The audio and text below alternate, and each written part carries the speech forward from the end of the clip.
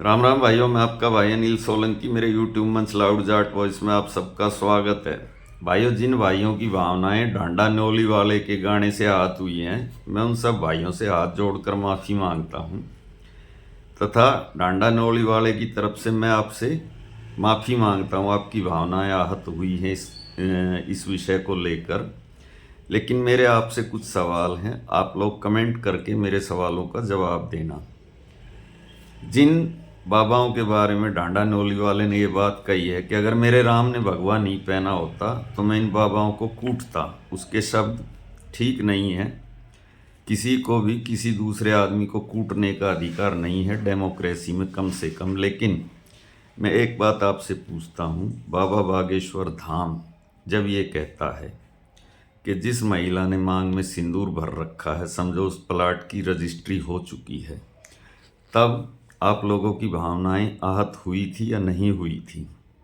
स्वामी अनिरुद्धाचार्य जब ये बात कहता है कि हमारे देश की 90% बेटियां शादी से पहले ही, आगे मैं कहना नहीं चाहता जो बात उसने कही थी, तब आपकी भावनाएं आहत होती हैं या नहीं होती है? और यही बात स्वामी प्रेमानंद जी महाराज ने भी बोली।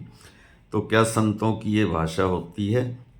सनातन धर्म का बारीकी से अध्ययन कीजिए। साधु का मतलब होता है जो हिमालय की गुफाओं में जाकर अपनी हड्डियों को गलाते थे, जो तपस्या करते थे, सैकड़ों साल तक तपस्या करते थे, वो लोग साधु होते थे। क्या साधु 5 स्टार होटल जैसे आश्रम में रहने वाला आदमी हो सकता है?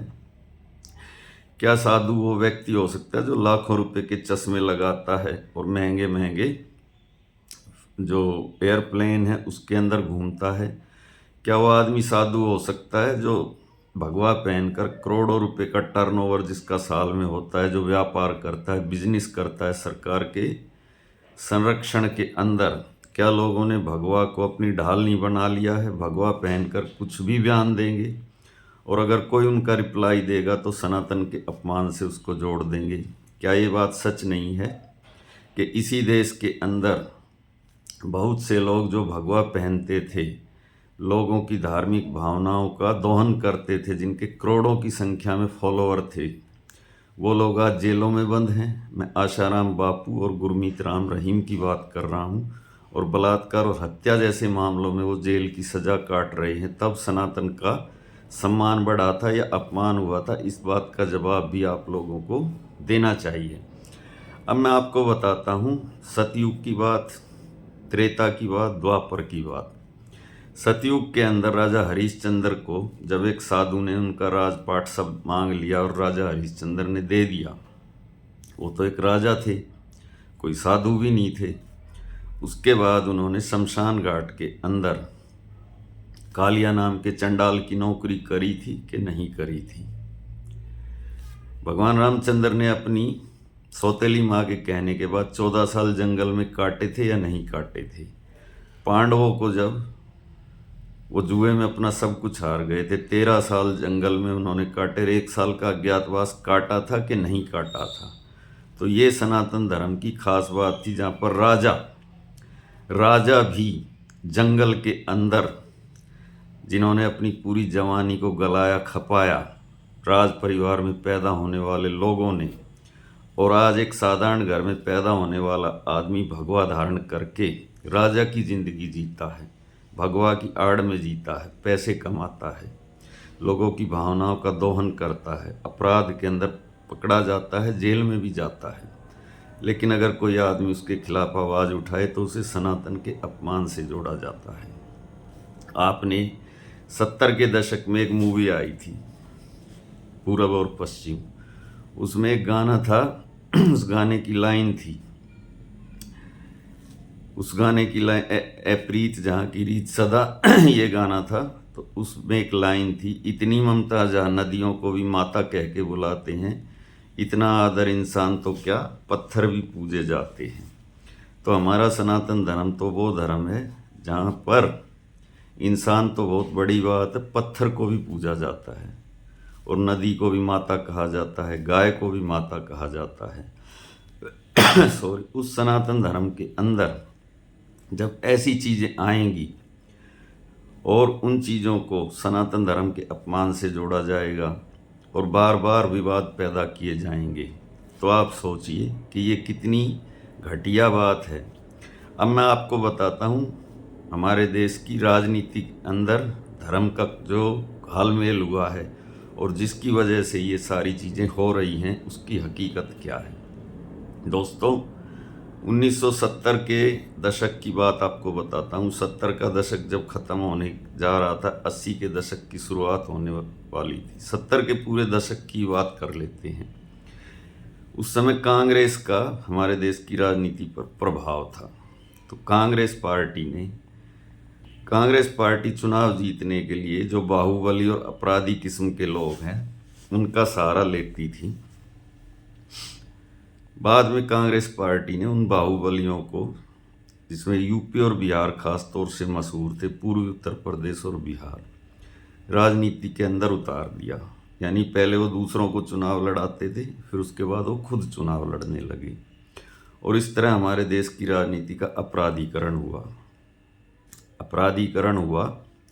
फिर उन अपराधियों ने अपने को अपनी जाति से भी जोड़ दिया और अपनी जाति के वो नायक बन गए।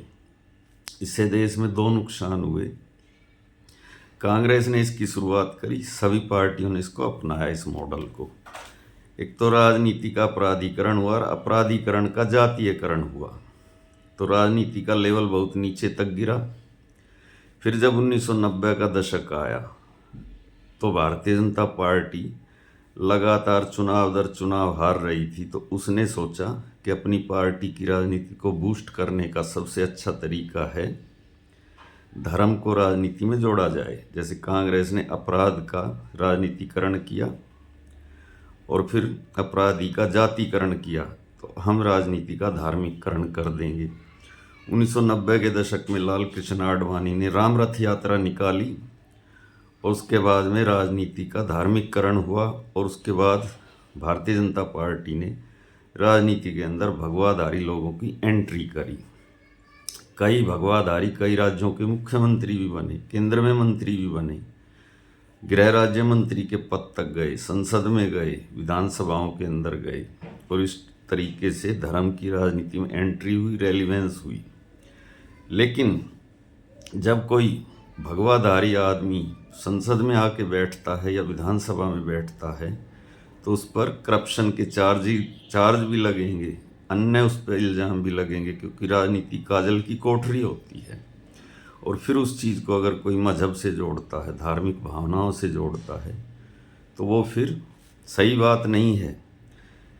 पहली बात तो यह है कि भगवाधारी होने के बाद, भगवा धारण करने के बाद व्यक्ति का राजनीति से कोई लेना देना ही नहीं होना चाहिए। लेकिन हमारे देश में ऐसा हुआ, लोगों ने भगवा पहन के राजनीति में हिस्सा लिया, नेता बने, चुनाव लड़ा, मंत्री बने और मंत्री बनने के बाद में राजनीति में आरोप प्रत्यारोप लगते ही लगते हैं। तो इस तरीके से हमारे देश के अंदर भगवाकरण हुआ पॉलिटिक्स का और भगवाकरण के अंदर फिर बहुत से नेताओं को करप्शन के चार्ज लगे, बहुत से धर्मगुरुओं को जेल में जाना पड़ा और बहुत से धर्मगुरुओं ने राजनीति की आड़ में 5 स्टार होटल जैसे आश्रम बनाए, पैसा कमाया, पैसा इकट्ठा भी किया। और एक बाबा ने तो व्यापार मतलब इतना ज़्यादा अपना फैला लिया कि वो बिजनेस टाइकून बन गए। तो इस सब को आप लोग क्या कहेंगे? अगर जब कोई बाबा अनर्गल बयान देता है तब भावनाएं आहत किसी की नहीं होती, लेकिन अगर किसी बाबा के बारे में कोई बात बोल दे तो लोगों की भावनाएं आहत हो जाती हैं।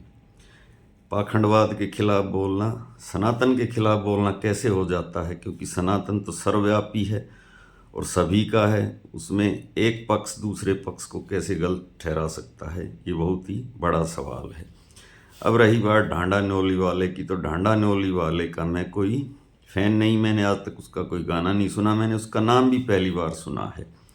उसने जो बात कही है, जो शब्दों का चयन किया है कि मैं बाबाओं को कूटता, वो ठीक नहीं है। वो शब्दों का चयन उसको मैं सही नहीं मानता हूँ। लेकिन उसने जो बात कही है कि अगर मेरे राम ने भगवाना पहना होता तो मैं इन पाखंडियों, उसने पाखंडवाद पर प्रहार किया है, ना कि सनातन का अपमान किया है। एक बात यह है और दूसरी बात यह कि उसके काउंटर में जो महिला है देवा ठाकुर, मैं उसको साध्वी तो बिल्कुल भी नहीं मानता। जिस ढंग की गाली गलौच वो बोलती है, और वो जैसे रोज़ उसके बारे में कोई कुछ बोलता है, उसके रिप्लाई में वो जवाब देती है रोज़ाना। उसको ज़्यादा पब्लिसिटी देने की ज़रूरत नहीं है। उसकी किसी बात का रिप्लाई नहीं किसी को देना चाहिए, क्योंकि उसको खामा-खा की उससे पब्लिसिटी मिल रही है। तो भाइयों, इसी के साथ मैं आपका भाई अनिल सोलंकी आज का वीडियो समाप्त करता हूँ। वीडियो कैसा लगा कमेंट करके बताएं। अच्छा लगा तो अपने ग्रुप में शेयर करें, लाइक करें, कमेंट करें। जो भाई अभी भी चैनल से जुड़े हैं वो चैनल को सब्सक्राइब करें, तथा जो भाई हमको आर्थिक सहायता देते हैं उनका बहुत बहुत धन्यवाद। ये हमारा QR कोड है भाइयों। जो भाई हमको आर्थिक सहायता देना चाहे वो इस QR कोड को स्कैन करे, और जैसी आपकी इच्छा हो, जितनी आपकी श्रद्धा हो, आप हमको आर्थिक सहयोग दें। उससे हमारी हिम्मत बढ़ती है, हमारा हौसला बढ़ता है। आपका एक छोटा सा आर्थिक सहयोग हमारी हिम्मत बहुत ज़्यादा बढ़ा देता है। तो मिलते हैं अगले वीडियो में। आप सबका दिन शुभ हो। थैंक्स भाइयों।